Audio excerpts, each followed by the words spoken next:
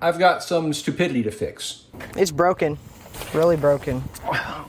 But at least I do have some new prescription glasses, so that helps. And hey, look at that. I can see that there's a bolt, an improper size bolt, in our pivot. Fortunately, the majority of the damage was to this flange here, which was bent back and peeled back. Missing pivot bolt. We lost that somewhere between the driveway and 30 minutes of driving on the street and 20 plus minutes of some pretty hard off-roading. This could have gone much worse. Now that I got all the pieces to repair it, I'll get it repaired. And then this thing is long overdue for an oil change, valve adjustment, and just some basic maintenance stuff like that, as well as a nut and bolt over everything to make certain nothing's come loose. Since we put this thing together kind of in a rush, and I never peened over those bolts, which is why this one especially backed out. Hi guys, I'm Sam. And I'm Nate. And welcome to our garage. We've already got the Baja Bug fixed.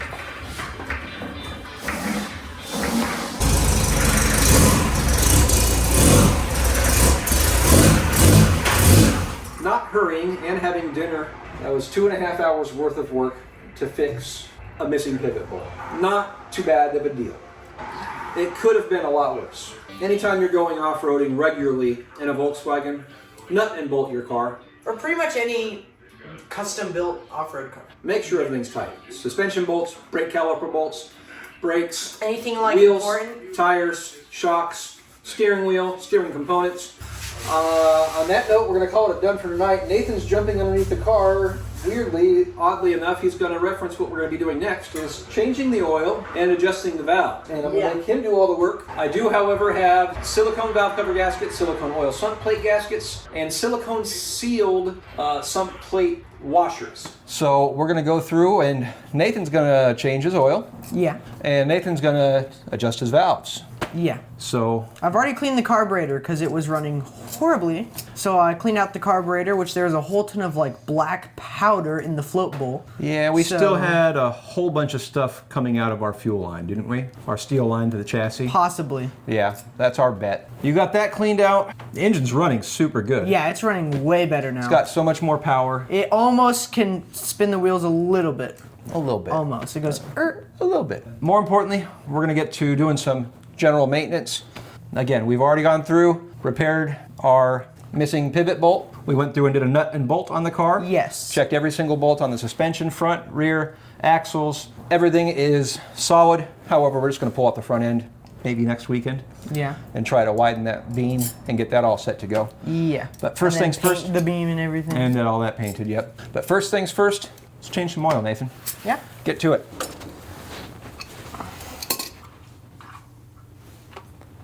Ugh. A little chunky. A little bit, yeah. I mean, like. Did we do a full rebuild on this? Nope. Oh, this is the engine that came with the sandrail, right? Yeah. We just put a new tail fend on it, huh? That's pretty, That's some pretty good sludge. It's not too crazy sparkly. There is some very fine glitter. All right. Well, while that's draining, Nathan, why don't you pull off that valve cover on that side? Uno bolt.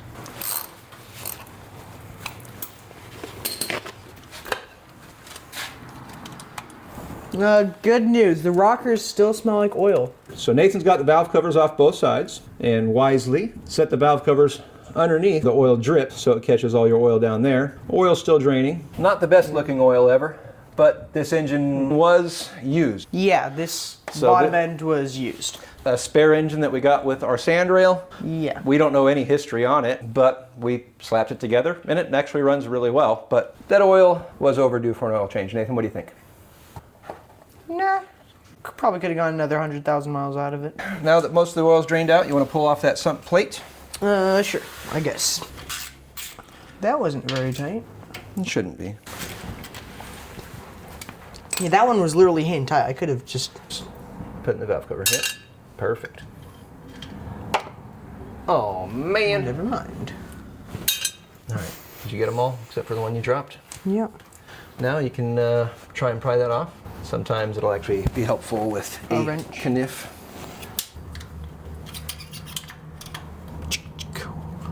Watch out. Let me see. You need to make sure that you're getting underneath the plate on that edge. There we go. Just pop it. There we go. Let's make sure we get that in the oil. And your knife in the oil. Yeah, hopefully not. Take that. All right. And that is, we have Just do a diesel flush. some good sludge in there, Got some fun stuff. but that is why we run a screen. So I'm going to go clean this off, Yeah. and I forgot to bring a screen home. So we're going to clean this out and reuse it. It's not damaged, so after cleaning we'll see how good it looks and then we'll move from there. Volkswagen. Das Auto. All right, Nathan, now we need to rotate our engine over to number 1 cylinder, top dead center. It's already there. How do you know? Because I'm looking at the top dead center mark. Okay, so you're going to rotate the engine over, and I'm going to keep an eye on these valves. That's top dead center according to that middle. Okay, but I still want you to rotate the engine over, Nathan, because we don't know if we're on our exhaust stroke or our intake stroke or anything else. There's a crescent wrench on top of the air cleaner. So as you're rotating the engine over, hold on. Oh, all right. So intake is opening. Sure hear it. Yep, we got good compression. Really? That's good. Our compression hasn't just gone up the window Yeah. with our oil. All right, hold on. So now our intake is closed. Now we're going to look for top dead center. That was bottom dead center. Just a keep second going. ago. So at this point, both intake and exhaust valves are closed, and we are, Top dead center is right at that mark, right? yep, we got a little bit of play, a lot of play. Yeah. So this valve is tighter than this valve. Where's our feeler gauges at? You said that we didn't need fuel. Well, I thought we had chromoly push rods. It turns out we actually have aluminum push rods. So we need to set these at 6 thousandths. What we did there is we rotated the engine over until the intake valve opened. So after our intake valve opened and then closed, we came up to TDC for cylinder number 1, and now both of our intake and exhaust valves are fully closed, meaning the valves are all the way up and our rockers are loose on our springs. So now we're going to go through with our feeler gauge and set these at 6 thousandths play. Nathan, you want to grab the feeler gauge and bring it over here? 6 thousandths. So 6 thousandths. Can we fit that in there? We cannot. Can we fit it in our exhaust? We can. That one seems a little bit loose. That one seems a little bit tight. So what you're going to do, Nathan, is loosen that set nut. Of course, we didn't grab a flathead. So I'll grab you a flathead, but you're going to loosen these 13s. Is the blue Handyworks your favorite one? Yeah. So you're going to loosen that. Up there feels perfect. All right. All right. You try it. Yep. Tighten it down with the flathead. Yep, I know. And I just want to feel it. No, hold on. Just flathead. Tighten it. All right. So that's too loose, or that's too tight. And all right. Perfect. So hold the flathead and tighten the wrench. Yep. I've valve adjusted before. I know. Even Had it without on me. this one and other ones. And on a generator before. All right. Let me feel. Same thing on the exhaust. There we go.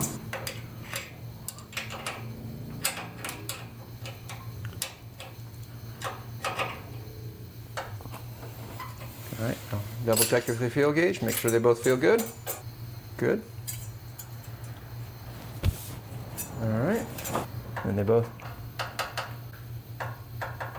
about the same. Perfect. All right. So Now now it's the neck rotate position. the engine over. We're going to keep an eye on number 2. So that's exhaust.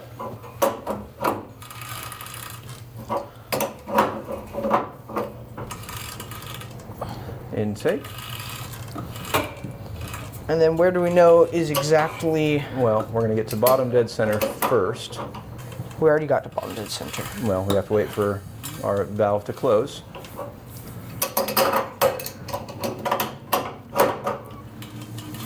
All right, so our valve is closed. Where are we at? Bit past top dead center. Keep going, because we're not at bottom dead center yet. So top dead center is coming around. I can see on the pulley right there. So now we're just looking for bottom dead center on the crank. So is it top dead center, bottom dead center, top dead center, bottom dead center? Yeah, but you have to make sure that you're watching your valves. Bottom dead center. Bottom dead center. And both of those are good to go. So go ahead and do the same thing again. Yeah, let's see. That's like really loose and really loose. All right. So pull it out. That's pretty bad. So loosen. I like to use the closed end whenever possible. Yeah, that way you don't strip out the nuts, but whatever. That's why I was supposed to use this one, but Yeah. I grabbed that one, so yeah. Let's see.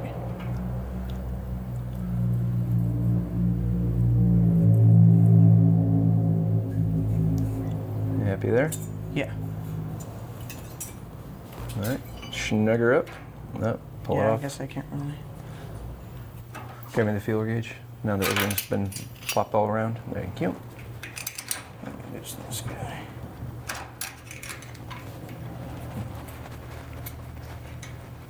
Keep tightening it. Tight. All right, loosen it. Right there.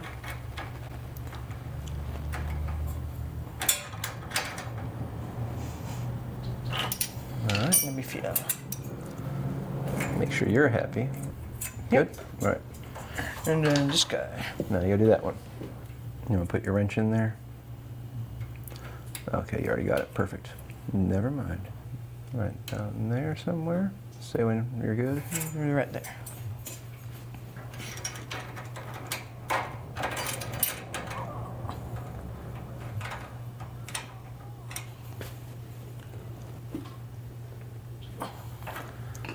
And sounds good. Feels good. All right. Why don't you go do the other side? Yeah. Have it loose still.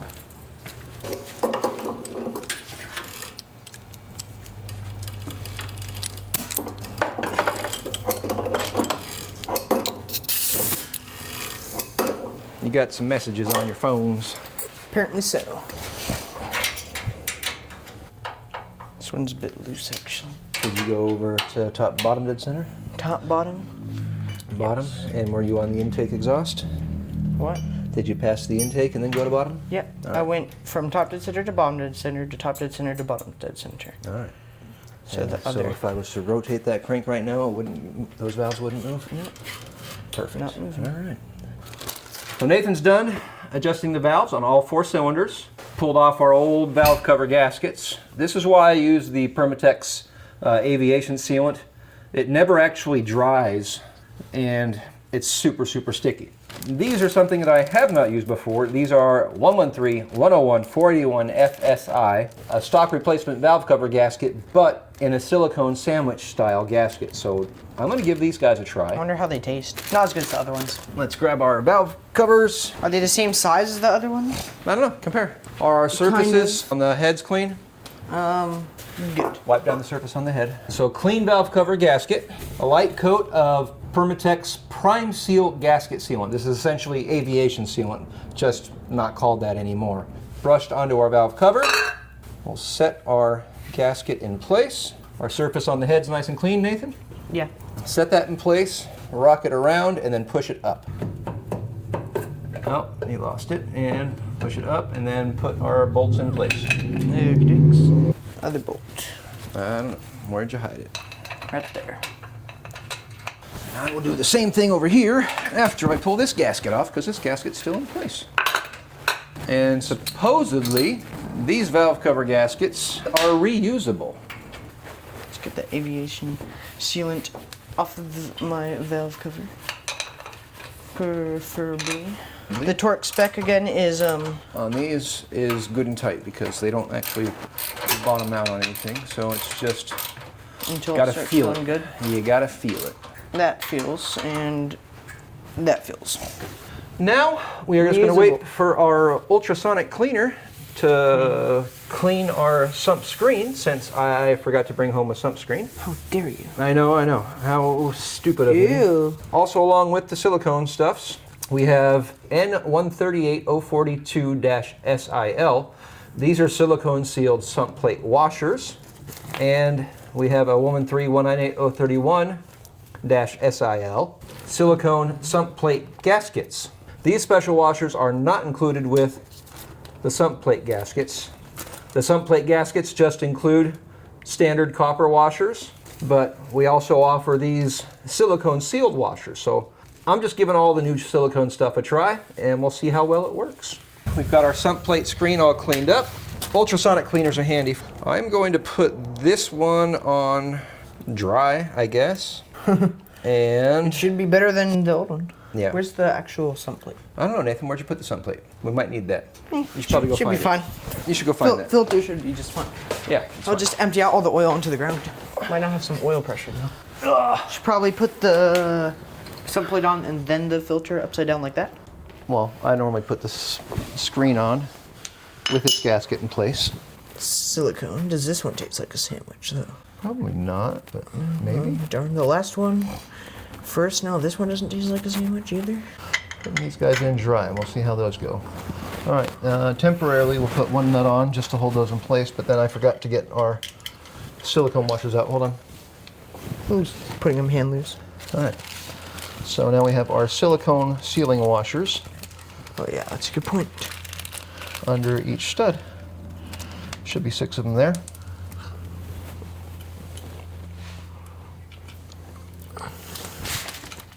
And then we're going to make one final attempt at getting a good oil temperature reading for this Smith's gauge. We're going to go straight off the sump with a temp sensor gauge for down here. Okay, they're dead. 6 foot-pounds. 6 foot-pounds. So we've got Probably already gotten it right there. oil temp sender unit for our sump plate. Yeah. Hand tight, hand tight, hand tight. Let's see how it is. Hold on, hold on, hold on. Sometimes I don't trust it when it's this small of a reading. Let me see. Yeah, I'm not going to trust it. You've probably done it a couple thousand times. Yep. Yeah, even that, it feels overly tight. Oh, trust me, those things, no, that one right there, I could literally have went and loosened it. All right, Nathan, we got 3 different kinds of oils. What do we got? SAE 30, SAE 40, and 20W 50. Realistically, any one of these oils is going to be fine. You could probably even get away with a 10W40. My preferred oils are going to be straight weights, depending on the temperature, wintertime or colder climates, SAE 30. Summertime, I'm going to switch to a SAE 40. And in a pinch, and most likely what you're going to find at your local auto parts store is going to be a 2050. Most importantly, whether it be a Pengrade or a Lucas or a Valvoline VR1, probably one of the only ones you're going to find at your local auto parts store. We actually picked this up from O'Reilly's. For my sister's truck. Most importantly, you're looking for ZDDP or increased levels of zinc. What you're looking for is something that's good for flat tappets or roller type cams. Over here as well, specially designed for push rod and flat tappet engines. That's the most important part. Flat tappet engines is what we have in our Volkswagen air-cooled engines. So make certain that you get an oil with high zinc levels. Most oils over the counter are not going to have the ZDDP that oil's used to. So that's the most important thing. This time of year, we're going to go with some SAE 30. We're going to pour that in, and our oil change and valve adjustment, Nathan, is done.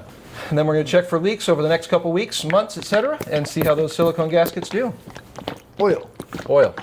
Oil it up. It's like bluish, greenish oil.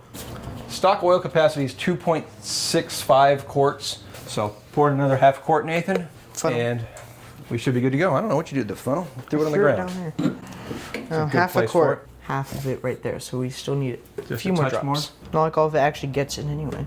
All right, we'll put the cap back on that, drain that out, put our cap back on.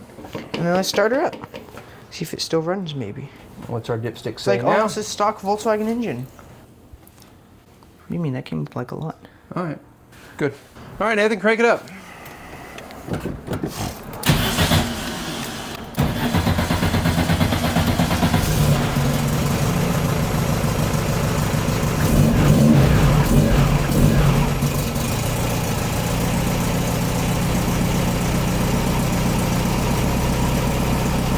Watch out!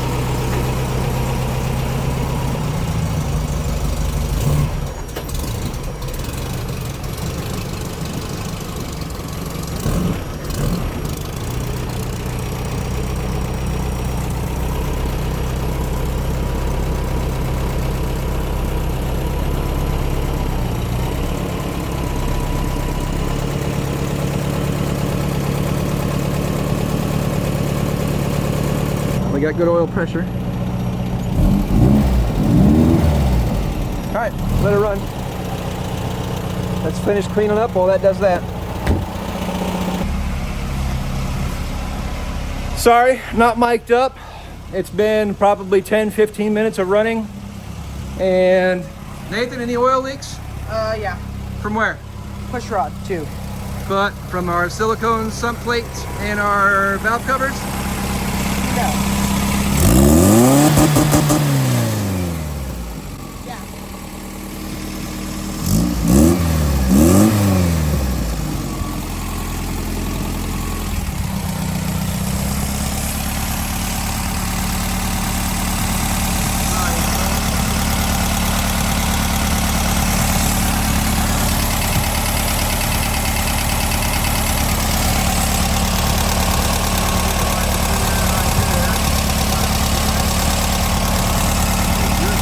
Nathan, that's a wrap. Yeah. We got your oil changed, and oh boy did it need it. That was a lot of sludge from this old engine that we just threw a new top end on. Didn't really do any flushing or otherwise, so long overdue, but actually it's still running really, really well. The silicone sump plate gaskets. Thumbs up in my book. Silicone valve cover gaskets.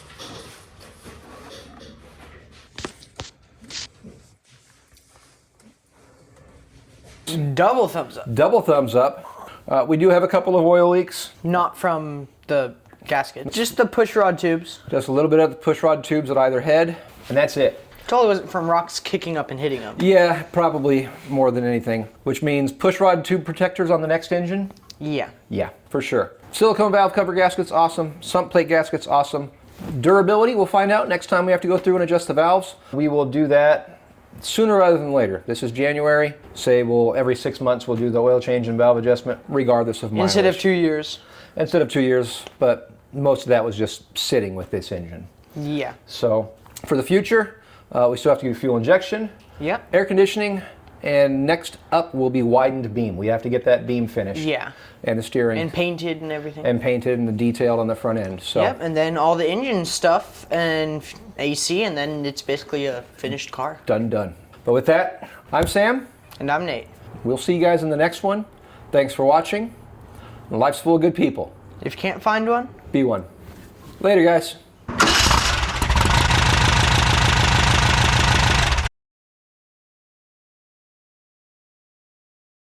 Over here at the bench, I've got our old boot cut apart. To get the CV flange and everything else off, I had to cut it. This here should look like that, and it doesn't. That's because the trailing arm was leaned over so far and the axle was riding against this until the point where it wasn't. I'm amazed that the car drove as long as it did, as far as it did, with the main pivot bolt completely gone. Additionally, the other shock, the lower grommet, had completely blown out and destroyed the lower shock mount, as you can imagine, by sitting over that far. But that and that, missing pivot bolt and washers, I'd say I got lucky. Thank you, God. So right now I'm going to install our washers, install our pivot bolt, and get the Baja Bug on its own wheels and movable, because right now it's kind of stationary. Although, you know what? This side of the car sits slightly lower than that side. I think while I'm here, I'm going to actually reset this torsion bar. Might as well, right? I got this side pretty much already pulled apart, so let's do that real quick. I say real quick like it's going to be quick at all, but it's not going to be. Also, I'm amazed that brake line didn't get broke in, but stainless steel braided brake lines that make a world of difference. Definitely strong. I don't think a rubber line would have held on. With that out of the way, pull these guys off. Let's see what I can do to reset this torsion bar.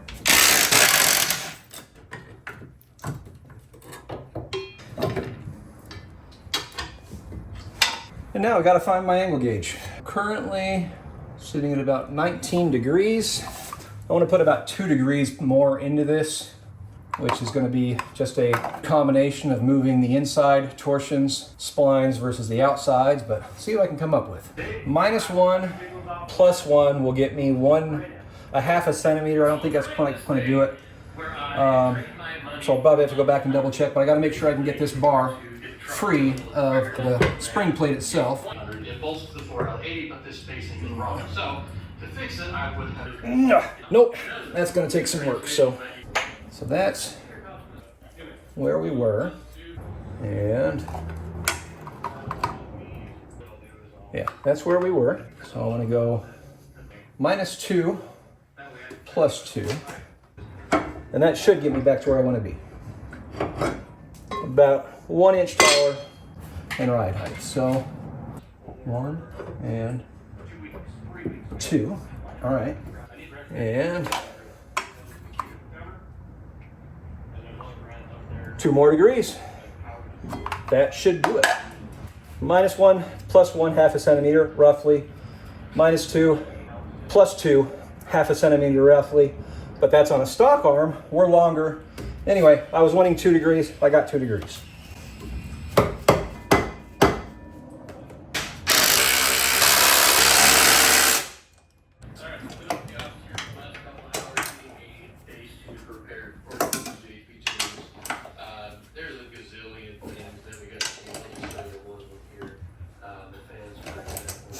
Good and tight. All right, now I can try to get that pivot bolt and those 2 washers back where they belong.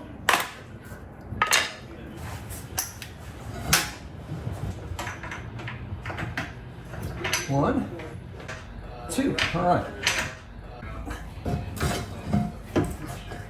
Now the really fun part.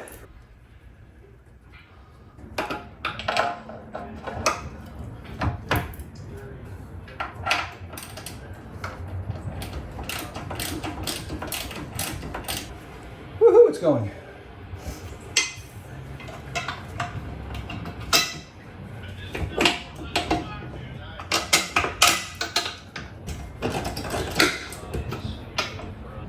Just about there. Just gotta bolt everything back together now. Once the car's on its own weight, I'm gonna get underneath, literally step into those things. I'll look up the factory torque on these bolts and I'll put it on the screen here momentarily, but you wanna make sure that these things are tight. And then once they are, and there's 3 spots on the outside diameter of this pivot bolt where you can actually peen in this rounded lip right here. That will help prevent that bolt from coming out. Race cars will actually weld a sleeve on here and either put a cotter pin or something of that sort to make certain that bolt doesn't come out, because obviously then you have big problems, especially if you're racing off-road. So dodged a big bullet here. We weren't racing off-road.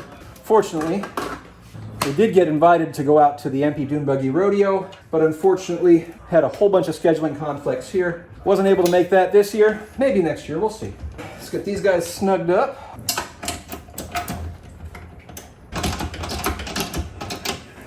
Might as well get our shock and a 19mm for that, so I can just buzz those things down and then torque them by hand later. Because who wants to sit there and turn bolts by hand all day? That's why we have power tools. I'll be able to compress that by hand. Let's do that the other way. Let's put our bottom bolts on first.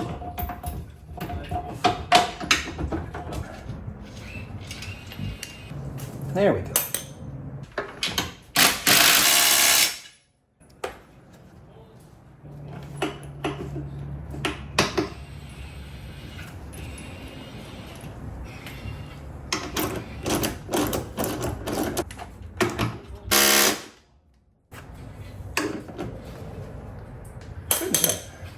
All of our witness marks look like they're in a good position from the way she was last time.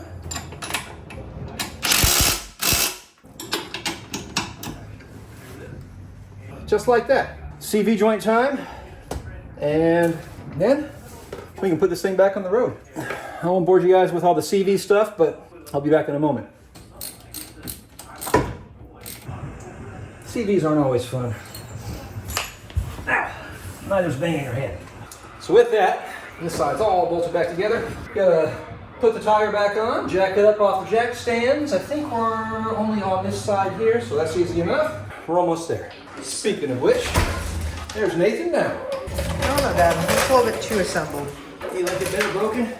Not necessarily. Yeah, that jack is almost not even tall enough to get the tire on.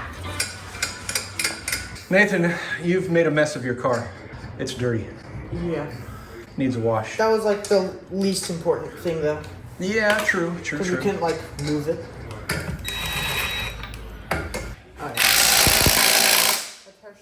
That should do. You want to get that jack stand out from underneath there? You reckon it'll like run and drive? It should. All right, you can drive her out. You drove her when she was broken. You can drive her when she's fixed. Before and after.